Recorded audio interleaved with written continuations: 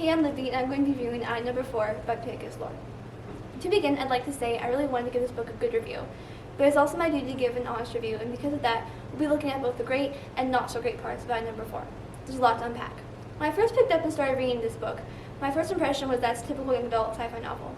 There's a teenager with superpowers, and he has to keep them secret or else trouble will ensue. We all know this story. It's been told many times by various sci-fi authors. However, I quickly changed my mind as the story is told in a unique way. It's down to earth with a realistic pace that allows me to be there, step by step, through both the ordinary and extraordinary.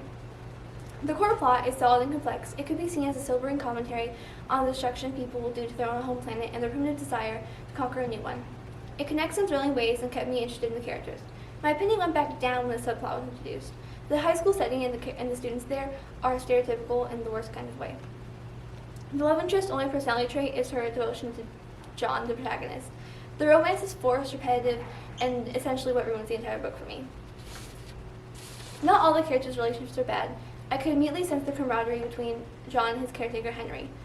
John himself is selfish and a bit harsh in my opinion. I can't think of many positive traits or deemed as negative ones.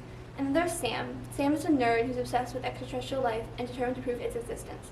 Alone, he's a great character and my favorite, but I thought his friendship with the main character was sort of toxic due to John's negative traits.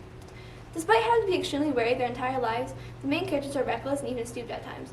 This is only one of the many inconsistencies I could find in the writing. The writing itself is bland, but has its good moments.